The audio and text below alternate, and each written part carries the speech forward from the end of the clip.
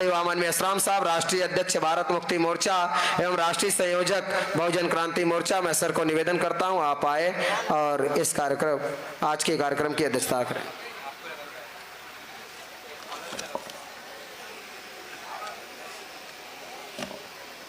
साथियों, भारत मुक्ति मोर्चा के द्वारा बहुजन क्रांति मोर्चा के द्वारा ईवीएम भंडाफोड़ परिवर्तन यात्रा पार्ट 2 आज महाराजगंज में आ चुकी है। पार्ट 1 में 180 दिन की परिवर्तन यात्रा निकाली गई थी कश्मीर से कन्याकुमारी तक। ये जो परिवर्तन यात्रा ईवीएम भंडाफोड़ की निकाली गई है, ये कन्याकुमारी से तक 365 दिन की परिवर्तन यात्रा है, यानी 365 दिन तक चलेगी। 31 स्टेट में से गुजरेगी और 674 जिलों से गुजरेगी। इसके अलावा 6500 तहसीलें हैं भारत में। सारा भारत जो है, भारतवर्ष, तो इसमें से 6000 तहसीलों में संगठन के जो शीर्ष सेकंड लाइन के नेतृत्व करने वाले लोग हैं, उन लोगों के द्वारा 6000 तहसीलों में ये परिवर्तन यात्रा निकाली जाएगी। ऐसी परिवर्तन यात्रा, राष्ट्रव्यापी भारतव्यापी परिवर्तन यात्रा आज तक किसी भी संगठन के द्वारा नहीं निकाली गई है। इतना विशाल राष्ट्रव्यापी जागरण, महाजागरण का कार्यक्रम किसी संगठन के द्वारा इसके पहले नहीं निकाला गया है।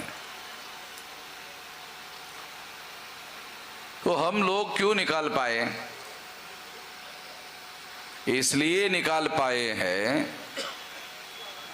क्योंकि मेरी जब 18 साल 3-4 महीने की उम्र रही होगी, तब से मैं ये काम कर रहा हूं। संगठन निर्माण का काम कर रहे हैं। आज मेरी उम्र 66 साल चल रही है। सरकार 58 साल में आदमी को रिटायर्ड कर देती है और रिटायर्ड होने के बाद जो आदमी रिटायर्ड होता है वो कहता है कि मैं रिटायर्ड नहीं, टायर्ड भी हो गया हूं। रिटायर्ड तो हो ही, सरकार ने तो कर ही दिया, मैं भी टायर्ड हो गया हूं।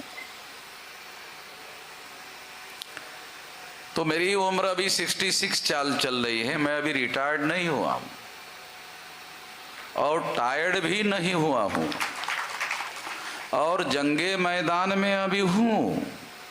जंगे मैदान में हूं, ये लड़ाई लड़ रहा हूं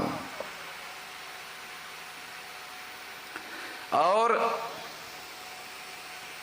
इसलिए लड़ रहा हूं कि 26 जनवरी 1950 को जो संविधान भारत में लागू हुआ, उस संविधान ने हर 21 साल के व्यक्ति को और बाद में 18 साल के व्यक्ति को वोट का अधिकार दिया। ज्यादातर लोग जो वोटर हैं वो ऐसा मानते हैं ये जो वोट का अधिकार है, ये वोट देने का अधिकार है। ज्यादातर लोग ये मानते कि वोट का अधिकार, वोट देने का अधिकार है। ये वोट देने का अधिकार नहीं है, ये राजा बनने का और राजा चुनने का अधिकार है। अब ये दोनों का फर्क क्या है? जब आप मानते हो वोट देने का अधिकार है तो दे रहे हो, दे रहे हो, दे रहे हो, दे रहे हो, दे रहे हो। जिसको दे रहे हो वो तुम्हारे पिछवाड़े पे लात मार रहा है, लात मार रहा है, लात मार रहा है, लात मार रहा है। तुम लात खा रहे हो, खा रहे हो, खा रहे हो।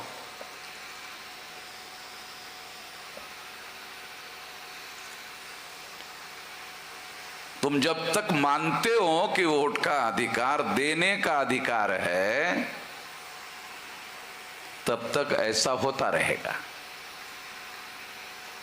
जिस दिन तुम मानोगे कि वोट का अधिकार, वोट देने का अधिकार नहीं है, ये राजा बनने का, राजा चुनने का अधिकार है, जिस दिन आप ऐसा मानोगे, तो ये जो दो अधिकार निहित है वोट के अधिकार में, राजा चुनने का, राजा बनने का, दो अधिकार है वोट के अधिकार में निहित है।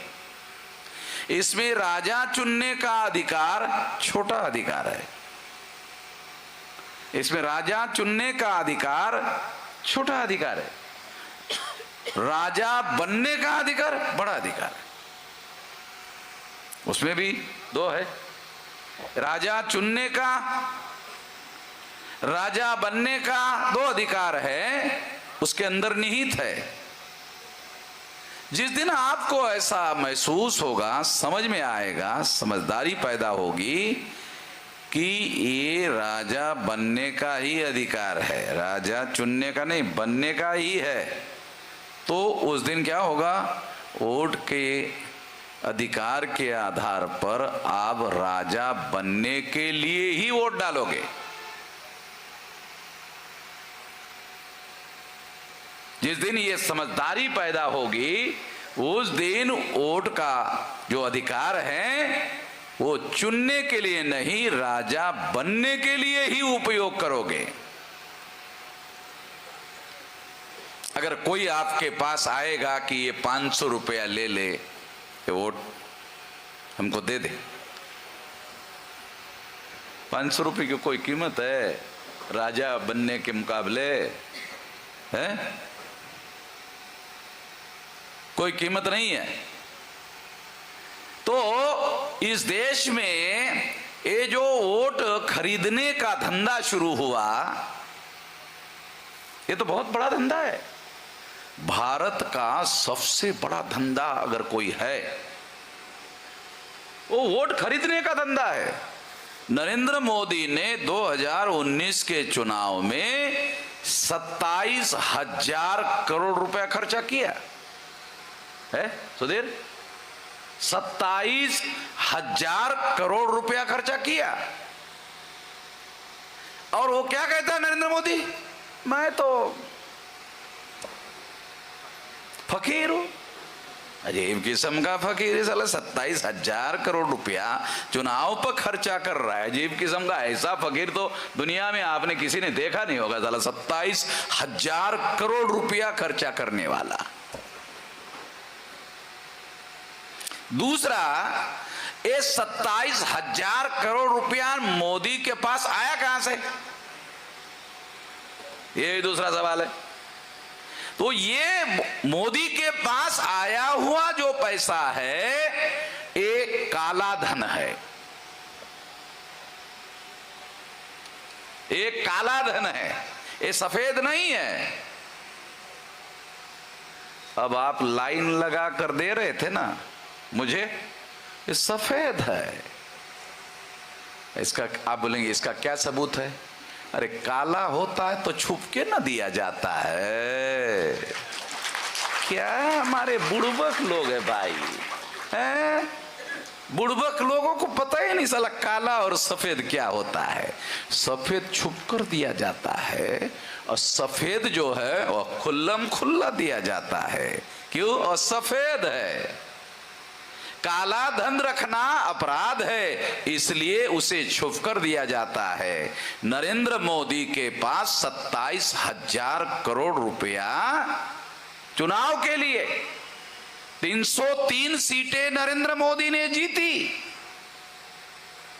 303, 110 करोड़ रुपया एक सीट पर खर्चा किया। 110 करोड़ एक सीट के लिए है? हमारे लोगों ने कभी करोड़ देखा क्या? देखा करोड़? देखा? अभी किसी ने देखा करोड़? बहुत ज्यादा हमारी औकात लाख वाली है, करोड़ वाली है नहीं है, लाख वाली है। करोड़ तो देखा तक नहीं, होने का छोड़ो, देखा ही नहीं है। तो 110 करोड़ रुपया नरेंद्र मोदी ने, भाजपा ने, आरएसएस ने एक सीट पर खर्चा किया। क्यों? वोट खरीदने पड़ते हैं, बहुत पैसा लगता है, वोट खरीदने पड़ते हैं। सबसे पहले वोट खरीदने का धंधा कांग्रेस ने शुरू किया। वोट खरीदने का धंधा कांग्रेस ने शुरू किया और कांग्रेस की देखा देखी बीजेपी ने शुरू किया। कांग्रेस ब्राह्मणों की पार्टी, चटर्जी, मुखर्जी, बनर्जी, गोखले, तिलक, आगरकर, ये ब्राह्मणों ने बनाई, कांग्रेस ब्राह्मणों ने बनाई, जिनकी संख्या भारत में 3.5% है। और 3.5% वोट के आधार पर ग्राम पंचायत का पंच नहीं चुनवा सकते। 3.5 के आधार पर ग्राम पंचायत का पंच नहीं चुनवा सकते। गांव का सरपंच कहां से बनाएंगे?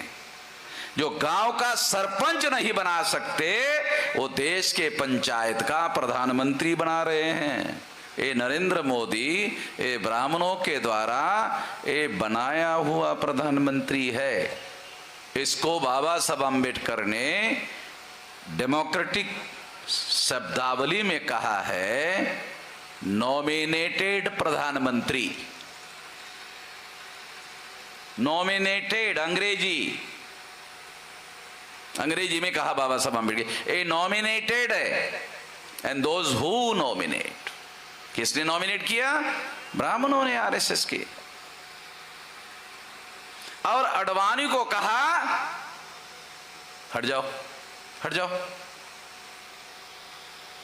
अडवाणी ने रथ यात्रा निकाली थी ना, याद है, राम मंदिर के लिए। अरे यूपी वालों को याद नहीं तो फिर किसको याद है? राम मंदिर की यात्रा अडवाणी ने निकाली थी। तो रथ यात्रा के जो घोड़े थे ना, वो घोड़े को हांकने के लिए नरेंद्र मोदी की जिम्मेदारी अडवाणी ने लगाई थी। है पता? है किसी को पता? अरे सुधीर, ये फोटो दे, लेकिन आई फोटो देना, फोटो के साथ एविडेंस है हमारे पास। बगैर सबूतों के कोई बात नहीं करता हूं मैं। तो जो लोग इस देश में ग्राम पंचायत का पंच और सरपंच नहीं चुनवा सकते, वो देश के पंचायत का प्रधानमंत्री नियुक्त कर रहे हैं। ये सारा ईवीएम का चमत्कार है। और इस वजह से ईवीएम के बारे में ये सारे देश भर में जगाने का अभियान हम चला रहे हैं। ये जागृति का अभियान चला रहे हैं। ये जागृति का अभियान आपके वोटों की ईवीएम के द्वारा चोरी हो रही है, ऐसा मैं नहीं कह रहा हूं, सुप्रीम कोर्ट कह रहा है। आप लोगों को लगेगा शायद मैं कह रहा हूं, नहीं, मैं आपको सुप्रीम कोर्ट के निर्णय की कॉपी बताता हूं। ये सुप्रीम कोर्ट के द्वारा ये दिया हुआ निर्णय, ये सुप्रीम कोर्ट के द्वारा in the supreme court of India civil appellate jurisdiction civil appeal number 9093 of 2013 arising out of SLP civil number 13735 of 2012, ये सुप्रीम कोर्ट का जजमेंट है। यानी सुप्रीम कोर्ट ने अपने जजमेंट में लिखा ईवीएम मशीन के द्वारा फ्री फेयर एंड ट्रांसपेरेंट चुनाव नहीं हो सकता। फ्री यानी भ्रष्टाचार मुक्त नहीं हो सकता, फेयर यानी निष्पक्ष नहीं हो सकता, ट्रांसपेरेंट यानी पारदर्शी नहीं हो सकता। ये सुप्रीम कोर्ट ने कहा। और अगर इतना भयंकर फैसला दिया सुप्रीम कोर्ट ने ईवीएम के विरोध में, इन 3 शब्दों का अर्थ होता है, इसका मतलब है ईवीएम मशीन घोटाला करके चुनाव जिसको चाहे जितवाती है। ये सुप्रीम कोर्ट कह रहे हैं। सुप्रीम कोर्ट ने जब यह निर्णय दिया, उसके पहले यूरोप का सबसे बड़ा देश जर्मन के सुप्रीम कोर्ट ने ईवीएम मशीन को अनकॉन्स्टिट्यूशनल, असंवैधानिक घोषित कर दिया।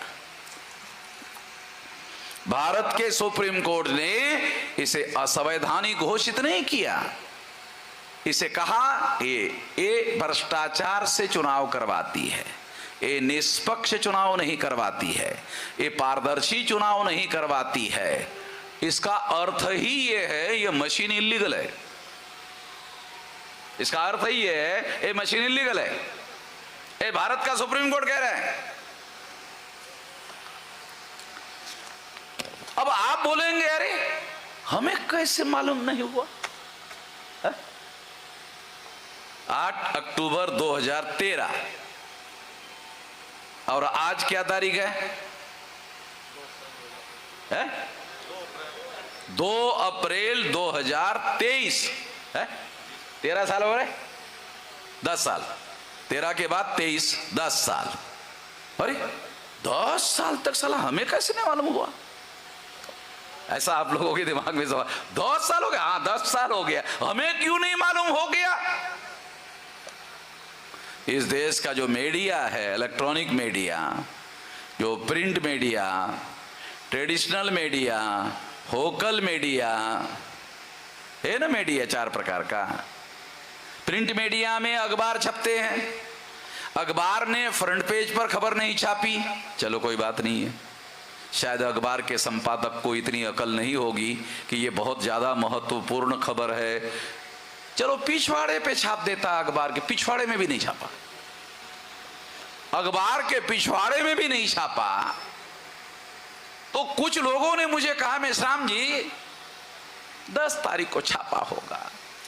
अरे मैंने कहा 10 साल से देख रहा हूं, कोई छापे ही नहीं रहा है।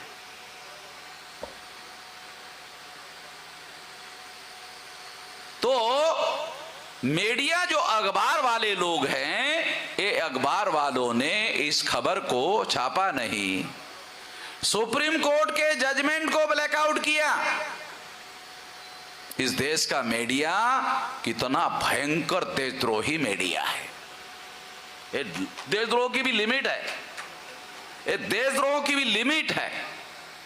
सुप्रीम कोर्ट के जजमेंट को ब्लैकआउट किया।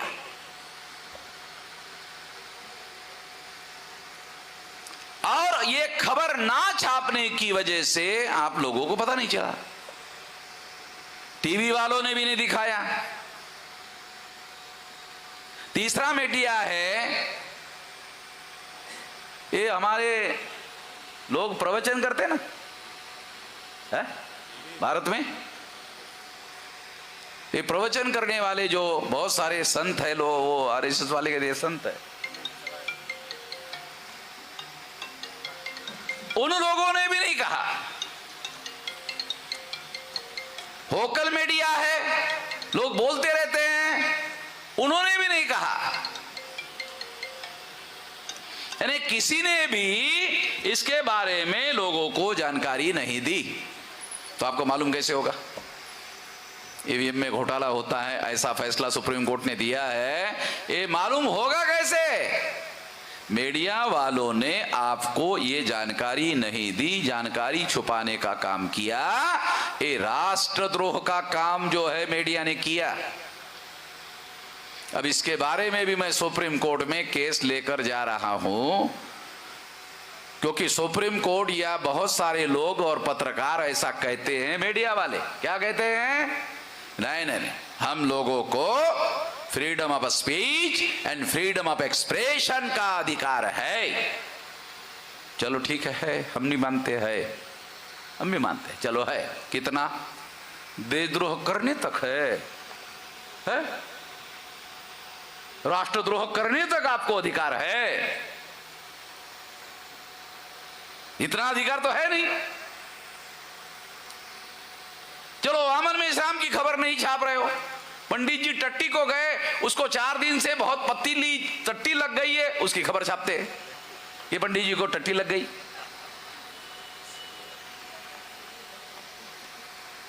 हम देश हित की, राष्ट्र हित की बातें कर रहे हैं, लोकतंत्र को बचाने की बातें कर रहे हैं। अगर शांतिपूर्ण परिवर्तन होने से रोक लगाया गया तो लोग देश में हथियारबंद आंदोलन शुरू हो सकता है, देश खतरे में पड़ सकता है। देश को बचाने का काम कर रहे हैं, कानून और संविधान के विरोध का काम हो रहा है, संविधान बचाने का काम कर रहे हैं, कोई छोटा मोटा काम थोड़ी कर रहे हैं।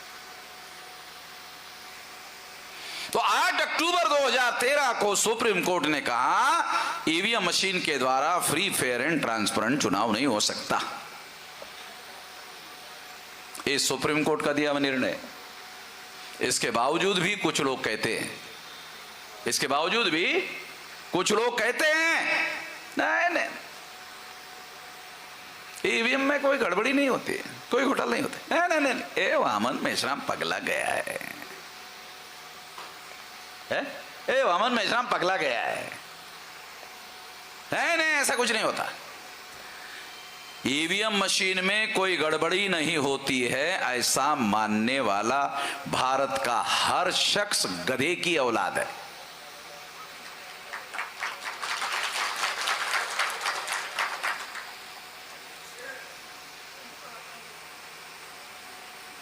सुन लिया क्या आपने? मैंने उन सभी लोगों को जो ऐसा कहते हैं कि ईवीएम में गड़बड़ी नहीं होती है, वो सभी के सभी गधे की औलाद है। तो कुछ लोगों ने मुझे कहा मेश्राम जी आपके मुंह में ये शब्द अच्छा नहीं लगता। कुछ लोगों ने मुझे कहा नहीं आपके मुंह में अच्छा नहीं लगता। अच्छा चलो, मैंने कहा ठीक है सुधार लेता हूं, पहले एक काम कर ले। कहा क्या? मैंने कहा तू ये बता कि ये सड़क पर ऐसा एक गधा जा रहा है, एक गधा ऐसा जा रहा है, तो तू क्या कहेगा? तो बोले गधा जा रहा है, ऐसे बोलेगा ना, एक गधा जा रहा है, तो क्या बोलेगा? हाँ गधा जा रहा है। तू ये कहेगा एक पंडित जा रहा है, कहेगा है? पंडित जा रहा है कहेगा, गधा जा रहा है यही कहेगा ना। तो सुप्रीम कोर्ट ने ईवीएम मशीन में घोटाला होता है ऐसा कहा। संविधान के अनुसार सुप्रीम कोर्ट सबसे बड़ी अदालत है, उसके ऊपर कोई अदालत नहीं है, इसलिए सुप्रीम कोर्ट का निर्णय बदलने वाला नहीं है। आपके यहाँ का अगर तहसील का कोई मैजिस्ट्रेट है, उसने कोई फैसला दिया, वो जिला कोर्ट में बदल सकता है? बदल सकता ना। ये सुप्रीम कोर्ट का दिया हुआ फैसला है, ये बदलने वाला नहीं है। इसका मतलब क्या है? इसका मतलब ये है कि ईवीएम में घोटाला होता है, ये फाइनल हो गया। ईवीएम में घोटाला होता है, फाइनल हो गया। जब फाइनल हो गया, फाइनल कोर्ट ने कहा ईवीएम में घोटाला होता है, फाइनल कर दिया, सुप्रीम कोर्ट ने कह दिया, इसके बावजूद भी जो आदमी नहीं मानता है, क्या कहे उसको?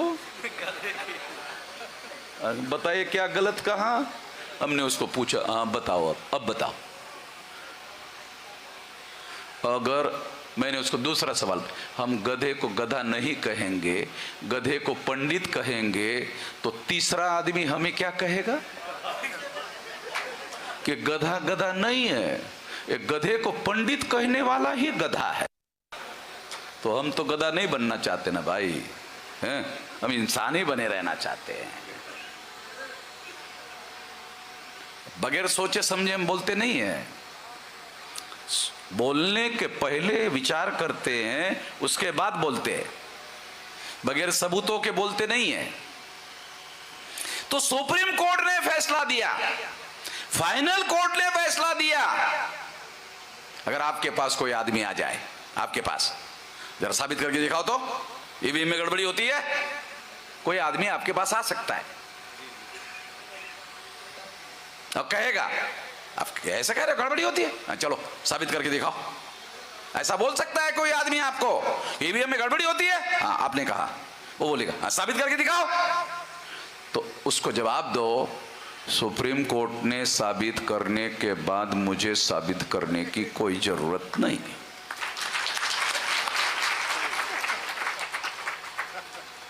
साले बुड़बक होने की भी साली मर्यादा होनी चाहिए। बुड़बक आपके इलाके का शब्द न है, मेरे इलाके का नहीं है। बुड़बक होने की भी कोई लिमिट होनी चाहिए ना। आदमी को गधा होना चाहिए, लिमिट में ना होना चाहिए।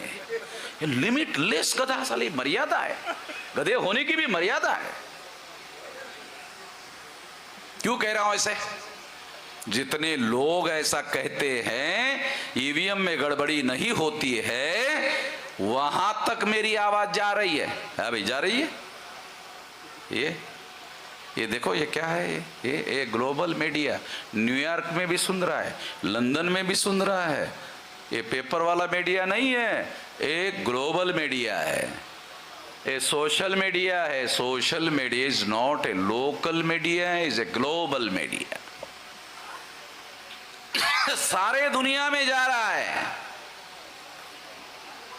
जहां तक धरती है वहां तक पहुंच रहा है, कोई लिमिट नहीं है। एक ग्लोबल मीडिया है, वहां तक जा रहा है और जहां तक लोग देखना चाहते हैं वहां तक देखने को मिलता है।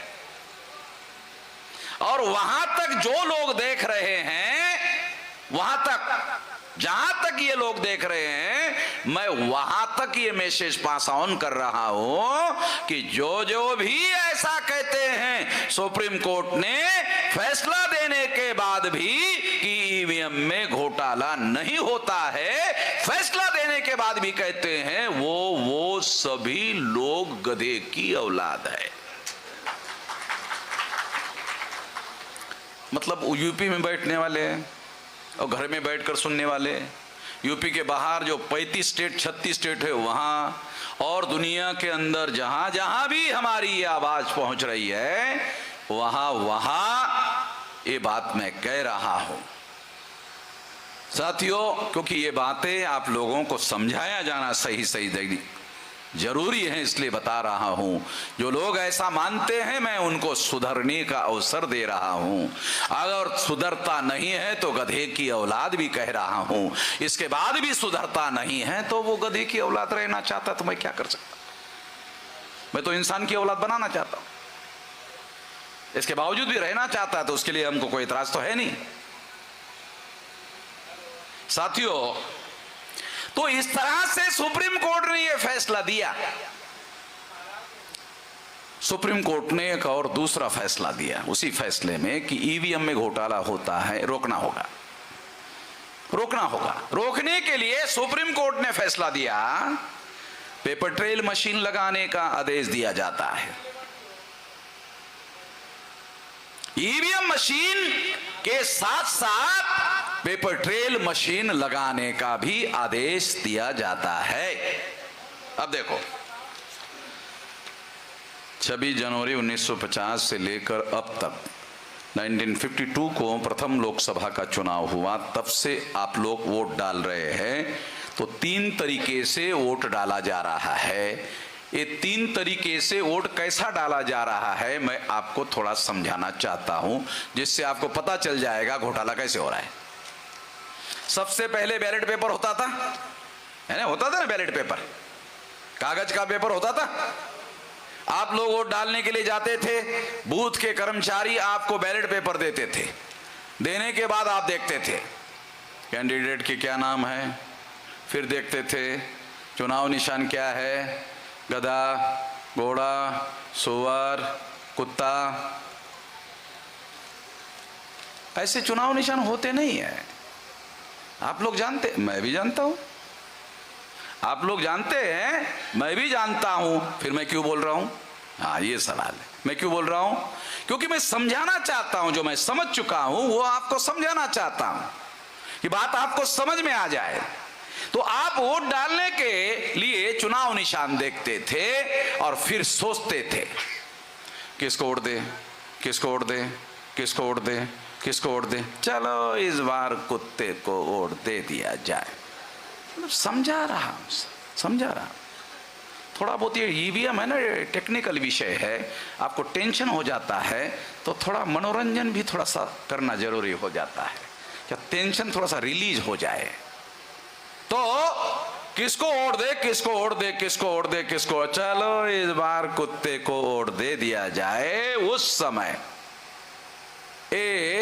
बैलेट पेपर पर वोट देने के लिए आप क्या करते थे? मोहर उठाते, मोहर होती थी ना, है? मोहर उठाते थे। देख, अरे शाही नहीं है, क्या करते थे? अरे शाही नहीं है। फिर क्या करते थे? आप इंक पैड होता था, हाँ हाँ लग गया है, शाही लग गया है। फिर आप कुत्ते को देखते थे, कहा हाँ सबसे नीचे कुत्ता है, हाँ हाँ बराबर लग गया है, जहां मैं लगाना चाहता था वहीं पर लग गया है, बराबर लग गया है। अभी मुझे फोल्ड करना होगा। फोल्ड करते थे, ये बड़ा हो गया है, ये छोटा करना होगा और छोटा करना होगा। इसके बाद आप बैलेट बॉक्स में वोट डालते थे और डालने के बाद निश्चिंत होकर घर में जाते थे कि मैंने जिस कुत्ते को वोट दिया, मेरा वोट उस कुत्ते के नाम पर जमा हो गया है। निश्चिंत होकर घर में जाते थे। होता था? जो होता था वो बता रहा हूं भाई, आपको समझ में आ जाए, इसलिए हो गया। अब बैलेट पेपर हो गया, अब ईवीएम आ गया। कंपैरेटिवली बता रहा हूं ताकि आपको तीनों चीजों का फर्क समझ में आ जाए। आप गए, ईवीएम आ गया 2004 में, आप बटन दबाया, ईवीएम में बटन दबाया, बटन दबाने के बाद कमल का फूल, पंजा, साइकिल, हाथी, जिस किसी पर भी आपने बटन दबाया तो मोहर लगा हुआ दिखना चाहिए ना, है? दिखना चाहिए कि नहीं? 2004 में ईवीएम में दिखाई नहीं देता था, 2009 में दिखाई नहीं देता था, दिखाई नहीं देता था। तो जो वोट देने वाला वोटर होता था वो क्या सोचता था? अरे साला कहीं मेरा वोट इधर उधर तो नहीं, ऐसा देख, साला इधर उधर तो नहीं गिर गया। बैलेट पेपर पे आंखों से दिखता था, जिसकी आंखें कमजोर होती थी वो चश्मा लगाकर देखता था, इंश्योर करता था, खातरी करता था कि मैं जिसको वोट देना चाहता हूं उसी के नाम पर जमा हो गया या नहीं हो गया। बैलेट पेपर पर आंखों से देखकर तसल्ली कर लेते थे। ईवीएम मशीन में आपके आंखों को दिखाई नहीं दिया 2004-2009 में। जब नहीं दिखाई दिया तो आपने इधर उधर देखा, चुनाव आयोग के कर्मचारी देख रहे थे आपको, आए, चुनाव आयोग के कर्मचारी आए। जब आपने इधर देखा उधर देखा, आया, और चुनाव आयोग के कर्मचारी ने वोटर को कहा हो गया है, हो गया है। तो वोटर क्या, ये समझ रहे हो, ये एक्शन हो गया, हाँ हाँ हो गया। ये एक्शन जो है ना, ये क्वेश्चन मार्क वाला एक्शन है, इसको बोलते बोले बगैर, अच्छा हो गया, हाँ हो गया। किधर से आए थे? इधर से, इधर जाओ जाओ जाओ जल्दी जाओ। तो उसको मालूम साला ज्यादा देर रुकेगा, पता नहीं हंगामा खड़ा कर सकता है, जाओ जाओ जाओ जाओ, भगा दिया, हो गया। ये 2004 में ऐसा हुआ, 2009 में ऐसा हुआ, आंखों से दिखाई नहीं दिया। जब दिखाई नहीं दिया, डॉक्टर सुब्रमण्यम स्वामी ने ईवीएम के घोटाले के सबूत इकट्ठा किए। सबूत इकट्ठा करके सुप्रीम कोर्ट गए। सुप्रीम कोर्ट ने सारे सबूतों की छानबीन की और छानबीन करने के बाद सुप्रीम कोर्ट ने फैसला दिया ईवीएम मशीन में घोटाला होता है, फ्री फेयर एंड ट्रांसपेरेंट चुनाव नहीं होता है। जो आदमी ऐसा कहते हैं नहीं होता है, जैसे सुप्रीम कोर्ट ने सबूतों की छानबीन की, क्या नहीं होता है ऐसा कहने वाले लोगों ने कोई छानबीन की है? जो ऐसा मानते नहीं होता है उसमें से किसी ने भी कोई छानबीन की? उसको पूछो छानबीन किए बगैर क्यों मान रहे हो, क्यों मान रहे हो? तो कहता है पहलवान ने कहा था। क्या कहता है? क्यों मान रहे हो? कहा है पहलवान ने कहा था। ये पहलवान कितना पढ़ा लिखा है? नहीं पढ़ा लिखा नहीं है, वो जिंदगी भर यही करता रहा, वो पहलवान हो गया। बराबर है, क्योंकि जब ऐसा करते रहोगे 14 साल तो पहलवानी में ग्रेजुएट हो जाता है, और पढ़ाई लिखा में गया तो पढ़ाई लिखाई वाला ग्रेजुएट हो जाता है, दोनों तरफ ग्रेजुएट हो जाता है। तो कहा पहलवान ने कहा कितना पढ़ा लिखा? कहा कि नहीं कुछ नहीं पढ़ा लिखा हुआ। तो पूछा क्यों नहीं है कि पहलवान जी आपने ईवीएम को छानबीन किया क्या? ऐसा पूछा उसको पहलवान को? क्या कि नहीं नहीं पूछा। क्यों नहीं पूछा? कहा कि झापड़ मारता है। पहलवान को पूछने का थोड़ी रिवाज है हमारे देश में। पहलवान ने कह दिया, मानना पड़ता है। अगर पहलवान ने कह दिया और नहीं माना, सर हमारी बात नहीं मान रहा है, झापड़ लगा देता है। इसलिए कोनो पूछता नहीं है उसको कि आपने छानबीन किया कि नहीं किया। तो इस तरह से जो नहीं मानते हैं उन्होंने कोई छानबीन नहीं किया। सुप्रीम कोर्ट ने छानबीन करने के बाद कहा ईवीएम में घोटाला होता है। इस फर्क को समझने की जरूरत है। और इस तरह से ईवीएम मशीन में घोटाला होता है, ये बात फाइनली सुप्रीम कोर्ट ने कह दी। ऑर्डर दिया 2013 में। 2014 में लोकसभा का चुनाव हो रहा था। चुनाव आयोग को आदेश दिया पेपर ट्रेल मशीन लगाओ। तो जो ईवीएम मशीन था उसमें आपका वोट जमा हो जाता है, आंखों से दिखाई नहीं देता, ईवीएम में जमा हो जाता है, ईवीएम के अंदर चला जाता है। ईवीएम के अंदर चला जाने के बाद में आपका वोट इलेक्ट्रॉनिक रिकॉर्ड में जमा होता है। वोट जो है वो इलेक्ट्रॉनिक रिकॉर्ड में जमा होता है। इलेक्ट्रॉनिक रिकॉर्ड बैलेट पेपर की तरह दिखाई देता है? आंखों से नहीं दिखाई देता है। उसका फिजिकल एविडेंस होता है? नहीं होता है। आंखों से दिखाई नहीं देता, फिजिकल एविडेंस नहीं होता, कोई वजन नहीं होता, और वो इलेक्ट्रॉनिक रिकॉर्ड में जमा होता है। सारे दुनिया के एक्सपर्ट मानते हैं, क्या मानते हैं? इलेक्ट्रॉनिक रिकॉर्ड ट्रांसफरेबल होता है। इलेक्ट्रॉनिक रिकॉर्ड ट्रांसफरेबल होता है। चलो प्रयोग करके दिखाता हूं। ये मोबाइल है और मोबाइल इलेक्ट्रॉनिक साधन है। आपने उसमें मैसेज टाइप किया, राम प्रसाद जी मैं राम नारायण आपको संदेश मैसेज दे रहा हूं। मैं वाराणसी के एयरपोर्ट पर हूं, फ्लाइट में बैठने को जा रहा हूं और दिल्ली आ रहा हूं। पहली बार जिंदगी में दिल्ली देखा नहीं है। आप एयरपोर्ट पर आ जाइए और मुझे लेकर जाइए। ऐसा मैसेज टाइप किया और टाइप करके राम प्रसाद को भेज दिया। राम नारायण राम प्रसाद को दिल्ली में मिल गया। तार है मोबाइल का? है? नहीं है। वायर है? नहीं। मैसेज जाता कि नहीं जाता? वाराणसी से दिल्ली में जाता है, वाराणसी से लंदन में जाता है, वाराणसी से न्यूयॉर्क में जाता है, 25,000 किलोमीटर दूर चला जाता है आपका ये इलेक्ट्रॉनिक मैसेज। क्यों? ये ट्रांसफरेबल है। ये मैसेज चला जाता है 25,000 किलोमीटर। ईवीएम मशीन कितनी बड़ी है? 2 फीट की। 2 फीट की ईवीएम मशीन में 7 कैंडिडेट के वोट जमा है।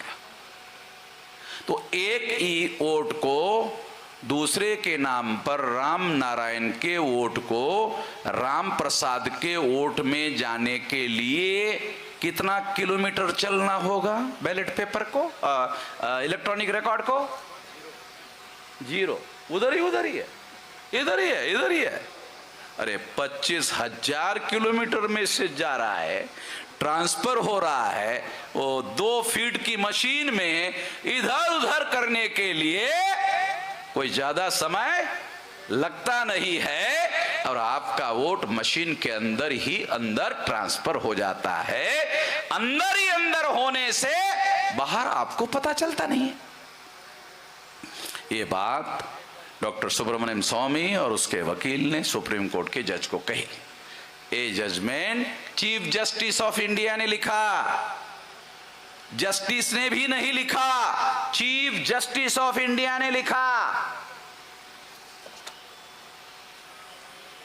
और ये सारा छानबीन करके लिखा, और इस वजह से सुप्रीम कोर्ट ने माना घोटाला होता है, घोटाला रोकना होगा।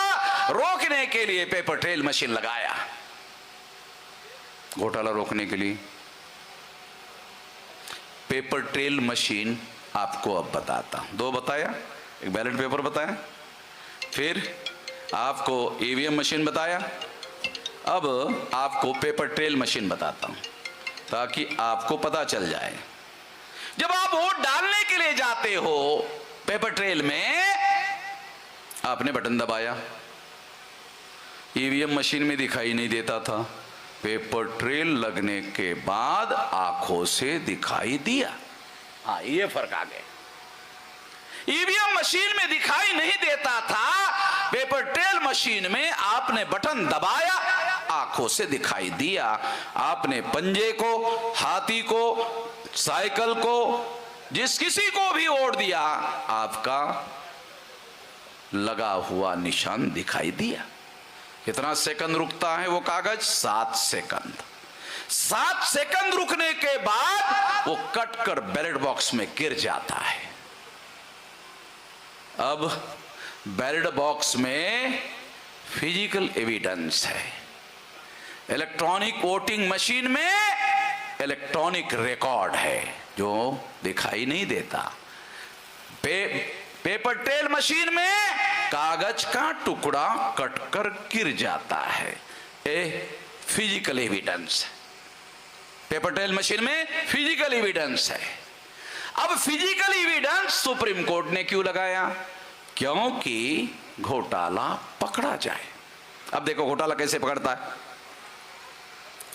राम नारायण ने ईवीएम मशीन में ये चुनाव हुआ, चुनाव होने की वजह से काउंटिंग हुआ, काउंटिंग होने की वजह से राम नारायण चुनाव ईवीएम की वजह से हार गए।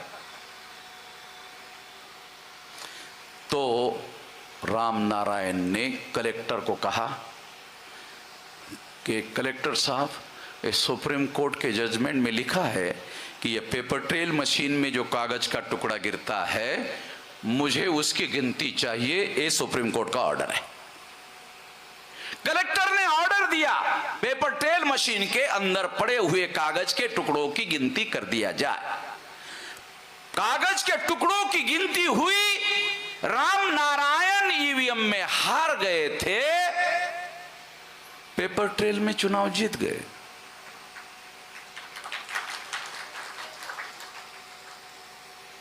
उदाहरण बता रहा हूं, ताली बजाने का नहीं है कुछ भी इसमें उदाहरण समझा रहा हूं भाई। राम नारायण चुनाव जीत गए कैसे? क्योंकि पेपर ट्रेल मशीन में बैलेट पेपर के टुकड़े गिरे, फिजिकल एविडेंस है। इसमें पंजे में ठप्पा लगा है, इसमें कमल के फूल में ठप्पा लगा है, कमल के फूल वाला बैलेट का टुकड़ा पंजे में ट्रांसफर नहीं हो सकता, पंजे वाला कमल के फूल में ट्रांसफर नहीं हो सकता, क्योंकि दो अलग अलग डिस्टिंक्ट एविडेंस अलग है, फिजिकल एविडेंस अलग है, दो अलग अलग ठप्पे लगे हुए हैं। पंजा का ठप्पा वाला कागज कमल के फूल में मिक्स नहीं हो सकता और कमल का फूल पंजे में मिक्स नहीं हो सकता, दो अलग अलग ठप्पे है। तो अलग अलग ठप्पे की गिनती पेपर ट्रेल मशीन में की गई, ईवीएम मशीन में ऐसा सबूत नहीं है, इसलिए राम नारायण चुनाव हार गए थे। मगर ये सबूत पेपर ट्रेल में थे, इसके आधार पर वोट ट्रांसफर नहीं हुआ, इस वजह से राम नारायण पेपर ट्रेल में जीत गए। अरे समझ में आ रहा? ज्यादा टेंशन मत लेना ये समझने के लिए ये टेक्नोलॉजी 90% लोग हैं ना भारत के, ये हमारे देश में क्या है, अरे अक्षरों की साक्षरता नहीं है, अक्षरों की, उसको बोलो लिखो सिग्नेचर लिखो, हमें आता नहीं है, तो क्या बोलता है अंगूठा है? लगभग हमारे जो पुरखे है अंगूठा टेकते ना, तो अक्षरों की साक्षरता नहीं थी, कंप्यूटर की साक्षरता है। अबे अक्षरों की नहीं है, कंप्यूटर की साक्षरता, अबे अक्षरों की साक्षरता नहीं है। भारत में कंप्यूटर की कहां से होगी, टेक्नोलॉजी की उससे आगे कहां से होगी। 90% लोग भारत में टेक्नोलॉजी के साक्षर नहीं है। यहां 200% ईवीएम मशीन सुटेबल नहीं है, अमेरिका में 100% टेक्नोलॉजी की साक्षरता है। सारा राजकाज नागरिकों के साथ टेक्नोलॉजी के आधार पर चलता है, साक्षर है। फिर भी अमेरिका ने ईवीएम मशीन नहीं लगाया। भारत सरकार ने जब जापान से ईवीएम मशीन मंगाया तो हमारे लोगों ने जापान को पूछा, आपके देश में ईवीएम क्यों नहीं लगा रहे हो? तो जापान ने जवाब, गधे हैं क्या हम लोग? उनको बुड़बक मालूम नहीं था। जापान वालों को बुड़बक शब्द मालूम नहीं था, तो बोलते बुड़बक है क्या हम? तो फिर हमको क्यों ये मशीन हमको क्यों बेच रहे हो? धंधा है हमारा धंधा है, धंधा कर रहे हैं। तुम्हारा देश का जो हुक्मरान है वो हुक्मरान को सोचना चाहिए, जनहित में सोचना चाहिए, वो आपके विरोध में सोच रहा है। आप उनके पिछवाड़े पे लात मारो, आप ठीक करो ना अपने रूलर्स को, शासक वर्ग को।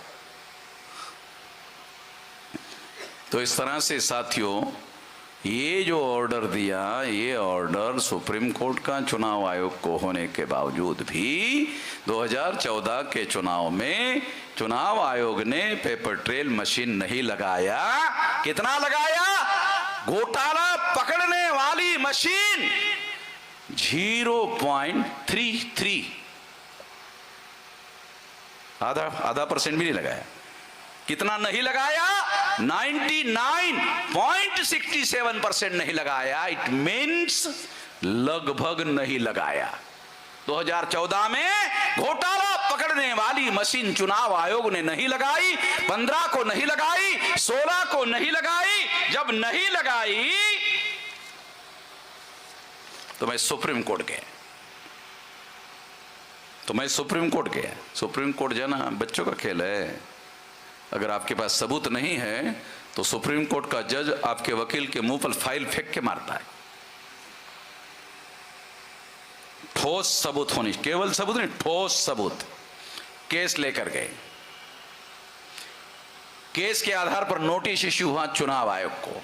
चुनाव आयोग का वकील सुप्रीम कोर्ट में आया और सुप्रीम कोर्ट के वकील वहां बहस किया और कहा, जज साहब, ये जो वामन मेश्राम है, ये ऐसी चिट्ठी लिखता है चुनाव आयोग, ऐसे चिट्ठी लिखता है, ऐसे चिट्ठी लिखता है। जज ने पूछा, कैसे लिखता है? तो वकील चुनाव आयोग का कहने लगा चिट्ठी पढ़ के सुनाई? हाँ हाँ पढ़ के सुनाओ। तो चिट्ठी पढ़ के सुनाया कि 8 अक्टूबर 2013 को सुप्रीम कोर्ट ने ऐसा निर्णय दिया। ये निर्णय ये था, इसके अनुसार पेपर ट्रेल मशीन लगाना था, चुनाव आयोग ने नहीं लगाया। अरे सुप्रीम कोर्ट ने, अरे ये तो हमारा ना जजमेंट है। ए वामन मेश्राम कहाँ है? हमारा जजमेंट है।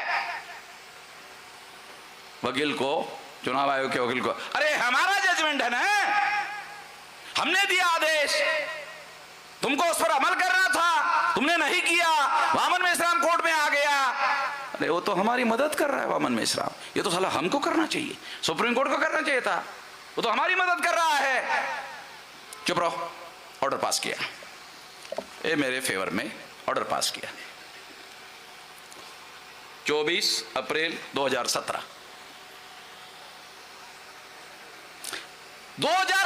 को सुप्रीम कोर्ट ने निर्णय दिया मेरे फेवर में। 2019 के लोकसभा के चुनाव में 100% घोटाला पकड़ने वाली पेपर ट्रेल मशीन लगाई जाएगी। आदेश दिया। आदेश देने के बाद नरेंद्र मोदी प्रधानमंत्री थे। 2004-2009 को कांग्रेस ने घोटाला करके चुनाव जीता था। डॉक्टर सुब्रमण्यम स्वामी ने सबूत इकट्ठा किए और अडवाणी को बताए कि कांग्रेस ने आपको कैसे हरवाया। अडवाणी ने कहा इसके विरोध में मैं रथ यात्रा निकालूंगा, सारे देश के लोगों को बताऊंगा कांग्रेस ने ईवीएम में घोटाला करके ये सब किया। कांग्रेस को मालूम था, मालूम हो गया है, सरकार कांग्रेस की थी, तो सरकार को लगा रे अडवाणी कोई छोटा मोटा नेता थोड़ी, तो बहुत बड़ा नेता है भाई, बहुत बड़का नेता है, सारे देश भर में बताएगा। तो राम जन्मभूमि के मुद्दे पर आग न लगी थी, नहीं लगी थी, देश भर में फसाद हुए थे ना, हुए थे, मालूम है क्या? ऐसा करेगा तो साला कांग्रेस के दफ्तरों में आग लग जाएगी, देश खतरे में पड़ेगा। कांग्रेस की सरकार थी, कांग्रेस ने अरुण जेटली, सुषमा स्वराज, दूसरे नंबर के नेता भाजपा के, उसको कहा रे अडवाणी जी को रोकिए। कहा नहीं, वो बड़ के नेता, हम बोल नहीं सकते, हमारी औकात नहीं है इतनी। कांग्रेस ने सोचा अभी कौन रोक सकता है भाई अडवाणी को, तो बहुत बड़ा नेता है, आरएसएस के लोग अडवाणी को रोक लगा सकते हैं।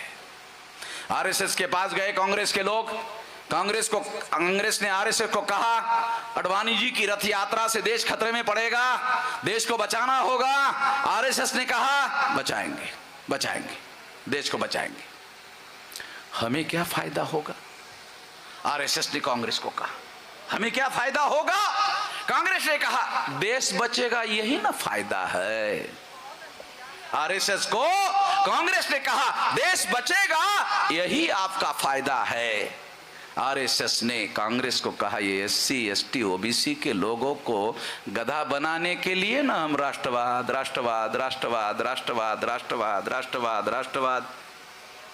करते रहते हैं। अरे SC ST OBC के लोगों को ना गधा बनाने के लिए कहते रहते हैं, आप उसी नारे को हमको ही चुप करा रहे हो हैं? नहीं, ये बताओ हमें क्या फायदा होगा? तो कांग्रेस ने कहा ठीक है, सरकार हमारी है, 2014 का चुनाव तुम जीत लो, प्रधानमंत्री अपना बना लो। आरएसएस ने कांग्रेस को कहा तुमने 2004 में घोटाला करके सरकार बनाई, तुमने 2009 में घोटाला करके सरकार बनाई, तुमने दो बार सरकारें बनाई, तुमने हमको कई बार घोटाला करके सरकार बनाने के लिए कह रहे हो हैं? तुमने दो बार घोटाले से सरकार बनाई, हमें कई बार कह रहे हो घोटाले से सरकार बनाओ। कांग्रेस ने कहा तो हम तो कांग्रेस के लोग न हैं, 2 नंबरी लोग न हैं, सारे देश के लोग ना हम कांग्रेसियों को 2 नंबरी बोलते हैं। तुम तो राष्ट्रवादी लोग हैं, तुम भी 2 नंबरी बनना चाहते हो। नहीं, बराबरी होनी चाहिए। तुमने 2 बार घोटाला किया, हमको भी 2 बार घोटाला करने का मौका मिलना चाहिए। चलो ठीक है, कांग्रेस ने कहा ठीक है, तुम भी 2 बार घोटाला कर। 2014 के चुनाव में घोटाला करके नरेंद्र मोदी प्रधानमंत्री बने। क्या कह रहा हूं, समझ में आ रहा है? प्रधानमंत्री है, सबको डरा रहा है, नरेंद्र मोदी सबको डरा रहा है, डरा रहा कि नहीं? नरेंद्र मोदी सारे देश के लोगों को डरा रहा है। मैं कह रहा हूं, नरेंद्र मोदी घोटाला करके 2014 में प्रधानमंत्री बना, सारे दुनिया को डरा सकता है। वामन मेश्राम को इतने सबूत है, कितने, इतने सबूत है। और 700 कितने 787 और अलग है, इतने सारे सबूत है। नरेंद्र मोदी को भी मालूम है वामन मेश्राम के पास सबूत है घोटाले के। मेरे से पंगा लेगा। बहुत सारे लोगों को क्या लगता है, जेल में जाने से डर लगता है। मैं तो गुजरात में जेल जाके वापस आ गया, गुजरात के जेल में जाके वापस आ गया। लोगों को डर लगता है, मैंने कहा गुजरात में ही जाके आता हूं। तो इस तरह से साथियों, ये बात मैं खास तौर पर आपको समझा रहा हूं, सबूतों के साथ समझा रहा हूं। नरेंद्र मोदी 2014 में घोटाला करके प्रधानमंत्री बने और 2019 के चुनाव के पहले जब ये ऑर्डर आया, उसको मिला, ऑर्डर की कॉपी मिली, तो उसको लगा रे बाप 2014 में तो जीत गया, 2019 के लोकसभा चुनाव में वामन मेश्राम ने टांग अड़ा दिया। वामन मेश्राम ने एक टांग अड़ा दिया। वामन मेश्राम की टांग एक गांधी जी की सिंगल हड्डी की टांग नहीं है, डबल हड्डी की टांग है। तो नरेंद्र मोदी ने कांग्रेस से संपर्क किया और कहा 2019 के चुनाव में मदद करो। कांग्रेस ने पूछा प्रधानमंत्री कौन है, कहा मैं। सरकार किसकी है, हमारी सरकार है। प्रशासन किसके नियंत्रण में, हमारे नियंत्रण में। चीफ इलेक्शन कमिश्नर किसने बनाए, हमने बनाया। तो सारी बातें तो तुम्हारे नियंत्रण में है, जो करना है कर लो। नहीं, वामन मेश्राम ने टांग अड़ाया, भाई आपकी मदद लगेगी। फरवरी 2019 को अभिषेक मनु सिंघवी, कांग्रेस का भारत के जो 10 बड़े वकील है उसमें से वकील है एक, अभिषेक मनु सिंघवी। संघवी भी है और मनु भी है, दो है। अभिषेक मनु सिंघवी ने फरवरी 2019 में सुप्रीम कोर्ट में केस दायर किया और कहा मिलान करा दो ईवीएम मशीन और पेपर ट्रेल मशीन का 50% मिलान करा दो। ये जो वामन मेश्राम का जजमेंट है, ये वामन मेश्राम का जजमेंट रिकाउंटिंग का जजमेंट है। 13 लाख 15 लाख वोट को रिकाउंट करना पड़ेगा, ज्यादा समय लगेगा, मिलान करा दो। मेरे वकील ने कहा, वकील साहब ये वामन मेश्राम का जजमेंट कह रहा है 100% रिकाउंटिंग होगा, आपने सुप्रीम कोर्ट में केस किया 50% मिलान करा दो। 50 ज्यादा होता है कि 100 ज्यादा होता है? इतना गणित कच्चा है आपका वकील साहब। अरे 100 ज्यादा होता है, ये 100 का ऑर्डर है, तुम 50 की मांग कर रहे हो। 100 में चोरी पकड़ी जाएगी, तुम चोर को पकड़ना चाहते हो कि बचाना चाहते हो? अरे तुम कहते हो ज्यादा समय लगेगा। बाबा साहब अम्बेडकर ने संविधान में लिखा, क्या लिखा? चुनाव आयोग को फ्री फेयर एंड ट्रांसपेरेंट चुनाव करवाने के लिए अथॉरिटी दी जाती है। वो कहां लिखा हुआ है ज्यादा समय नहीं लगना चाहिए, जल्दी रिजल्ट लगाना चाहिए? कहां बाबा साहब अम्बेडकर ने संविधान में लिखा? कहां लिखा? है ही नहीं। जल्दी इंपॉर्टेंट नहीं है। चुनाव में फ्री फेयर एंड ट्रांसपेरेंट चुनाव कराना जरूरी है, ईमानदारी से चुनाव करवाना जरूरी है, जल्दबाजी से नहीं। मगर कांग्रेस ने अभिषेक मनु सिंघवी के द्वारा केस दायर किया। उस समय जस्टिस गोगोई थे चीफ जस्टिस, उसको एंटरटेन नहीं करना चाहिए था, कहना चाहिए था ये जजमेंट हो चुका है, फैसला हमने दे दिया है, दोबारा कोर्ट में केस लेकर मत आओ। चीफ जस्टिस ने, रंजन गोगोई ने नहीं कहा। क्यों नहीं कहा? एक औरत ने उसके ऊपर विनय भंग का आरोप लगाया। तो दूसरे नंबर का जज था जस्टिस बोबड़े, जिसका दादा आरएसएस के वकील विंग का संस्थापक अध्यक्ष था, उसका पोता सुप्रीम कोर्ट में दूसरे नंबर का जज था। उसकी अध्यक्षता में 7 जज का बेंच बैठा। 7 जज के बेंच ने फैसला दिया जस्टिस गोगोई निर्दोष है। जस्टिस पटनायक की अध्यक्षता में उस औरत की जांच करने का आदेश दिया। जस्टिस पटनायक ने उस औरत को भी निर्दोष छोड़ दिया। अगर जस्टिस गोगोई निर्दोष है तो इसका मतलब उस औरत ने झूठा बयान दिया, और अगर उसने झूठा बयान दिया उसको दंड या सजा होना चाहिए। उसको निर्दोष कैसे छोड़ दिया? और अगर निर्दोष छोड़ दिया तो सिद्ध होता है ये सारा का सारा बनाव किया जा रहा था ताकि जस्टिस गोगोई से गलत फैसला करवाया जा सके। 8 अप्रैल 2019 को सुप्रीम कोर्ट के चीफ जस्टिस ने जिस पर आरोप था और उसको निर्दोष छोड़ा गया, उस जज ने निर्णय दिया। क्या निर्णय दिया? 50% मिलान नहीं होगा, 1% होगा। 1% में चोरी पकड़ो, मेरे पास 100% है, 200% गारंटी से चोरी पकड़ने वाला ऑर्डर मेरे पास है। मिलान का 1% ऑर्डर हुआ। अब चुनाव आयोग के पास 2 ऑर्डर हुए।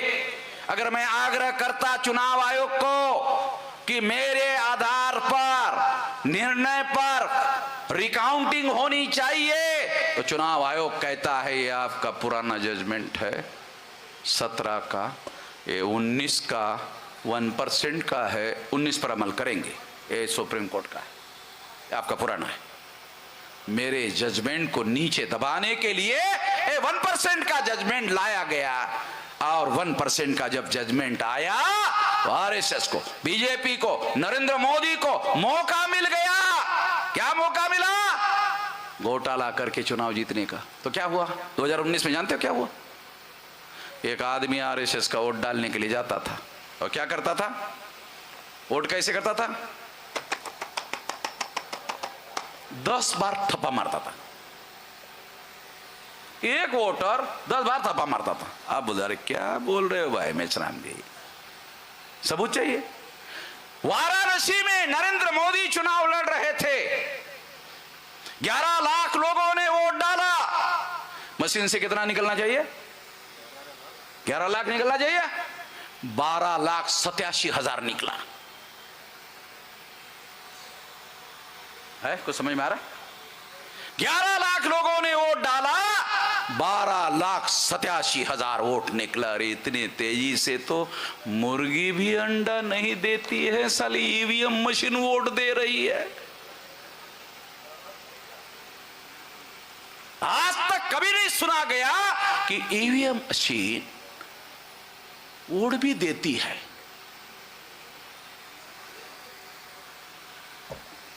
एक 1,87,000 वोट नरेंद्र मोदी के चुनाव क्षेत्र में ज्यादा निकले।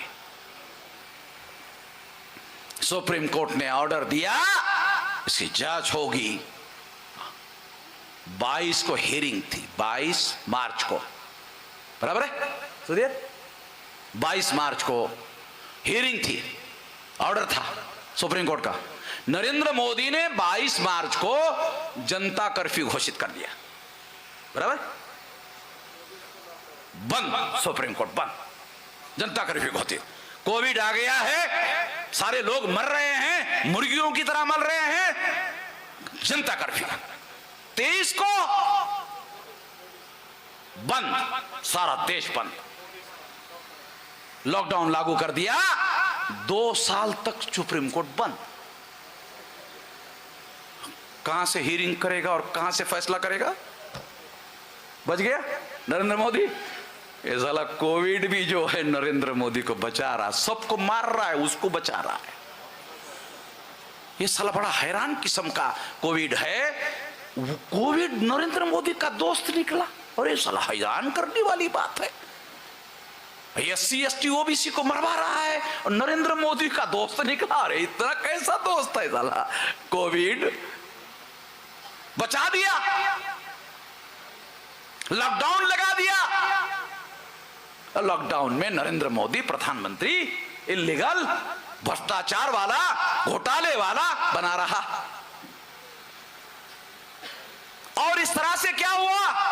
इस तरह से ये 2019 का चुनाव हुआ। सवेरे काउंटिंग शुरू हुई 8 बजे, बीजेपी आगे, 10 बजे बीजेपी आगे, 12 बजे बीजेपी आगे, 2 बजे बीजेपी आगे, 4 बजे बीजेपी आगे। राहुल गांधी टीवी पर आ गए। शाम को 4 बजे राहुल गांधी टीवी पर आ गए और कहा, मोदी जी चुनाव जीत गए हैं, मोदी जी को दोबारा प्रधानमंत्री बनने के लिए हमारी वेल विशेष है। एक भी बीजेपी ने चुनाव नहीं जीता था। 340 सीटों पर रुझान आगे बढ़ रहा था, एक भी सीट बीजेपी ने जीता नहीं था। मगर राहुल गांधी ने शाम को 4 बजे स्वीकार कर लिया बीजेपी जीत गया।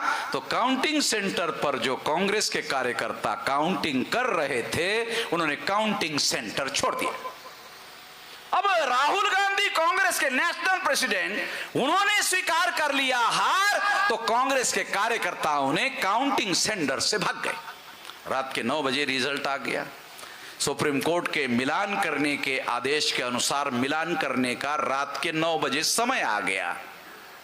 तो चुनाव आयोग के लोगों ने देखा, कांग्रेस के लोग कहाँ हैं, कहाँ हैं, कहाँ हैं, कहाँ हैं, कहाँ है नहीं, वो तो सब भाग गए, है ही नहीं, है ही नहीं, नहीं नहीं है।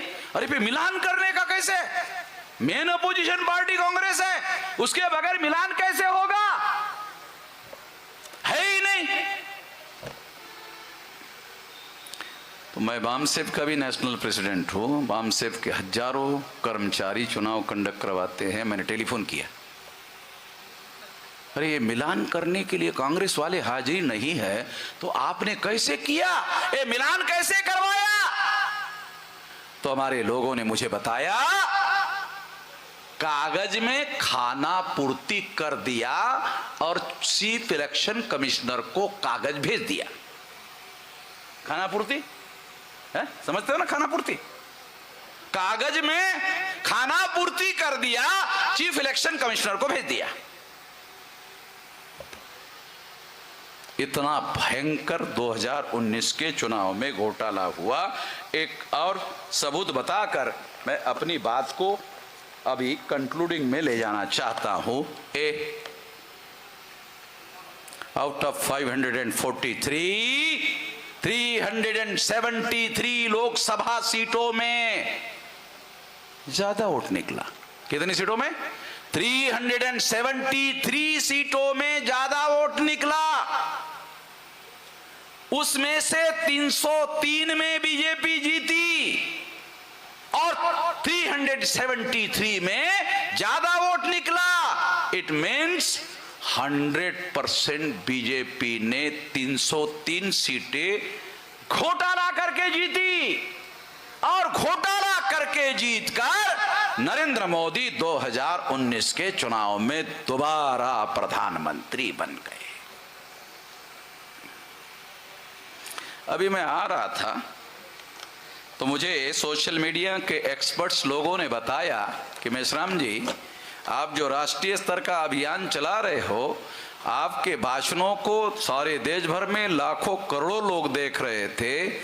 मैंने आज देखा केवल 500 ही लोग देख रहे हैं, ऐसा कैसे हो रहा है? तो मैंने कहा, नरेंद्र मोदी ने सोशल मीडिया कंपनी के लोगों को कहा होगा कि अगर आप भारत में ऑपरेट करना चाहते हो तो वामन मेश्राम का सोशल मीडिया में ज्यादा दिखाओ मत। आ रहा समझ में? नहीं तो आग लग जाएगी देश में। तो इस तरह से साथियों, ये बहुत भयंकर मामला हो रहा है देश में। अब इसको रोका कैसे जाए? पहला काम, ईवीएम में घोटाला होता है आपको मालूम ही नहीं है तो आप मेरा साथ कैसे देंगे? तो पहले जागरण करना होगा, इसलिए जागरण का काम कर रहा हूं। दूसरा काम ये कि यदि मैं चुनाव आयोग को लिख रहा हूं ईवीएम में घोटाला होता है, सुधार करो। तुम कहते हो ईवीएम में सुधार अगर करके ईवीएम ही रखना चाहते हो, रख लो। ईमानदार ईवीएम मशीन बनाओ। घोटाले वाली बनाते हो तो ईमानदार वाली भी बना सकते हो, लगाओ और ईमानदारी से करवाओ। अगर ये बात तुम नहीं मानते हो तो मैं अक्टूबर, नवंबर, दिसंबर में भारत बंद करूंगा। मैं भारत बंद करूंगा। मैंने भारत बंद पहले भी किया था, याद है ना आप लोगों को? नरेंद्र मोदी सीएए कानून पास किया parliament, CAA citizenship amendment act, प्रचार किया है, मुसलमानों के विरोध में है। मैं आसाम गया, पता चला 19,48,000 लोगों को नागरिकता के अधिकार से वंचित किया। उसमें 5 लाख मुसलमान थे, 14,48,000 SC ST OBC के थे, जिनको भारत के नागरिकता से वंचित कर दिया। नरेंद्र मोदी ने, RSS ने, विश्व हिंदू परिषद ने, जो बार बार SC ST OBC को कहते हैं, क्या कहते हैं? हिंदू है, हिंदू है, हिंदू है, हिंदू है। अरे हिंदू है तो कैसे निकाला है? तुम कहते हो ना हिंदुओं की सरकार है। अगर हिंदुओं की सरकार है तो 14,48,000 हिंदुओं को कैसे निकाला नागरिकता के अधिकार से? इनको कोई हिंदू बूंदी का कोई मतलब नहीं है। 14,48,000 लोगों को जब निकाला, वहां के लोगों ने मुझे आसाम बुलाया, मैं आसाम गया। मैंने कहा तो बहुत गंभीर मामला है। छानबीन करने के बाद दिल्ली वापस आया और दिल्ली वापस आकर भारत बंद का ऐलान किया। इतना बड़ा भारत बंद हो गया। सिटीजनशिप अमेंडमेंट एक्ट के विरोध में इतना बड़ा भारत बंद हो गया। नरेंद्र मोदी का, अमित शाह का, RSS का, विश्व हिंदू परिषद का जो सीए कानून है, डब्बे में बंद कर दिया। अभी तक नरेंद्र मोदी उस कानून को लागू नहीं कर पाया। लोग कहते हैं नरेंद्र मोदी बहुत ताकतवर, बहुत शक्तिशाली नेता है, तो क्यों नहीं लागू करवाया? अगर नरेंद्र मोदी बहुत ताकतवर है, शक्तिशाली है, क्यों नहीं कानून लागू करवाया? मैं कहता हूं अगर तुम ताकतवर हो, शक्तिशाली हो, तो तुमको मैंने रोक दिया, तुम्हारा कानून डब्बे में बंद कर दिया। अगर नरेंद्र मोदी ताकतवर है तो मैं भी इंच भर नरेंद्र मोदी से ज्यादा हूं। ज्यादा नहीं, इंच भर ज्यादा हूं। अगर ज्यादा नहीं होता तो मेरे भारत बंद से कानून डब्बे में बंद हो जाता। जब मैंने उसका कानून बंद कर दिया तो हमारी ताकत भी ज्यादा है, इस वजह से उनको ऐसा करना पड़ा। तो दोबारा भारत बंद करेंगे। चुनाव आयोग को चेतावनी देता हूं, अगर ईवीएम में कानून और संविधान के दायरे में रहकर चुनाव नहीं करवाए, भारत बंद करेंगे। यदि भारत बंद करने के बाद भी चुनाव आयोग नहीं मानता है तो 2024 में ईवीएम फोड़ेंगे। ईवीएम को फोड़ेंगे। कितनी जगह फोड़ेंगे? 15 लाख बूथ है, तो शेड्यूल कास्ट के 15 लाख बूथ पर लोग तैयार कर रहे हैं, शेड्यूल ट्राइब के 15 लाख बूथ पर तैयार कर रहे हैं, नॉमिडिक ट्राइब के 15 लाख कर रहे हैं, एमबीसी के 15 लाख कर रहे हैं, ओबीसी के 15 लाख कर रहे हैं, माइनॉरिटी के 15 लाख कर रहे हैं, महिलाओं के 15 लाख कर रहे हैं, विद्यार्थी युवा बेरोजगार के 15 लाख कर रहे हैं। ईवीएम मशीन फोड़ने के लिए सारे देश भर में तैयारी जारी हो गई है। ईवीएम मशीन फोड़ेंगे, तैयारी कर रहे हैं। अभी फोड़ना नहीं है, तैयारी करना है। फोड़ना नहीं है। वह वो नगर जिला है पुणे के पास, एक आदमी ने फोड़ दिया। अरे तूने अकेले ने क्यों फोड़ा? कि आपने 2024 में न फोड़ने की बात कहा, इतना मेरे से रहा नहीं गया, मैंने फोड़ दिया। मैंने कहा फिर क्या हुआ? FIR हो गया। फिर बाद में क्या हुआ? ये पुलिस वाले ले गए। फिर क्या हुआ? जमानत हो गई। फिर क्या हुआ? केस चला। फिर क्या हुआ? कि जज ने पूछा क्यों फोड़ा, तो मैंने पूछा क्या जवाब दिया? कि वामन मेश्राम ने कहा ईवीएम में घोटाला होता है। अच्छा, मेरा नाम भी कह दिया? हाँ। मेरे को पकड़ने का आदेश नहीं दिया? नहीं नहीं। क्यों? ये कॉपी लेके गया, आपने दिया था। मैंने कहा ये पढ़ना आता है? नहीं, बिल्कुल पढ़ना नहीं आता। तो मैंने जज साहब को कहा ईवीएम में घोटाला होता है, ये सुप्रीम कोर्ट ने कहा। ये कहा कहाँ है? ये यहाँ पर है। ये तेरे पास कैसे आ गया? वामन मेश्राम ने दिया। लाओ लाओ मेरे पास लाओ। उसने जज साहब को दिया।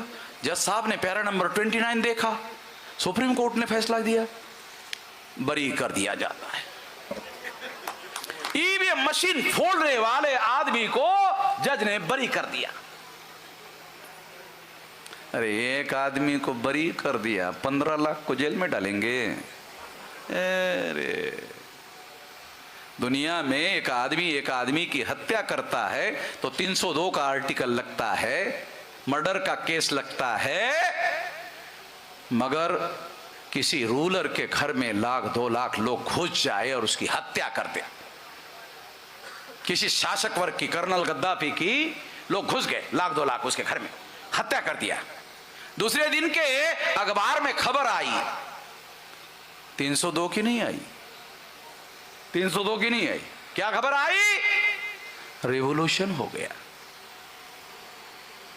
क्या खबर आई? रेवोल्यूशन हो गया। और रेवोल्यूशन पर एफआईआर नहीं होता, होता है? रेवोल्यूशन पर एफआईआर नहीं होता। जिसकी हत्या हो गई वो दफना दिया जाता है। नए हुक्मरान आते हैं, जहां लाखों की संख्या में लोग ऐसा करते हैं, उनका कुछ नहीं होता है। अरे कुछ तो थोड़ा बहुत होता है, कछु नहीं होता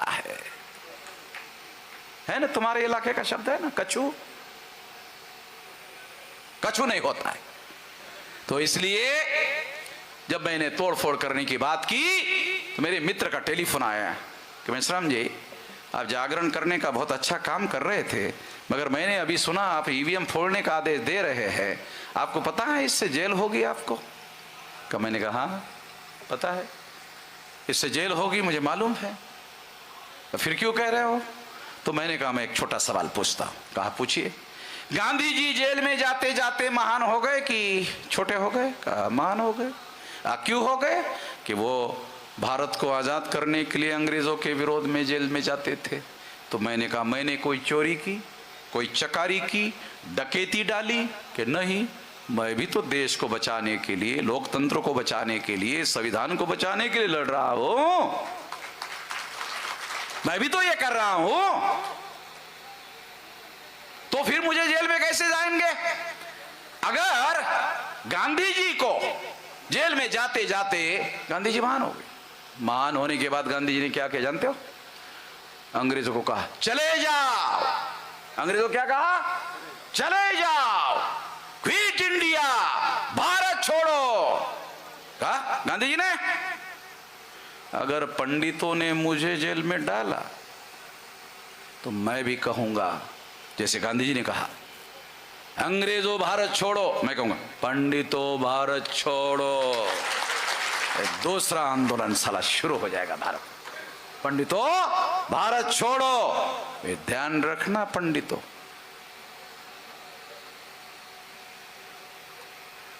आरएसएस के हेडक्वार्टर पर 3.5 लाख लोग कर गया था। लॉक लगाकर आरएसएस के लोग भाग गए थे। जिसे नरेंद्र मोदी डरता है वो आरएसएस के लोग मेरे डर के मारे भाग गए थे। नरेंद्र मोदी आरएसएस को डरता है, आरएसएस वामन मेश्राम से डरता है। तो आरएसएस वाले दोबारा नहीं चाहेंगे दोबारा नागपुर में आने के लिए। नागपुर तो मेरा गांव है, कभी भी जा सकता। तो साथियों, ये जो ईवीएम मशीन अगर हमारी किस्मत फोड़ने का काम कर रही है तो ईवीएम मशीन को अपनी किस्मत बचाने के लिए फोड़ना होगा। कितने लोग फोड़ने के लिए राजी है? हाथ खड़े करो। अरे सभी लोग राजी है। नहीं तो मैं सोच रहा था जो हाथ खड़ा नहीं करेगा उसको देशद्रोही घोषित कर दो। आप लोग देशभक्त हैं इसलिए छोड़ दिया सब। धन्यवाद।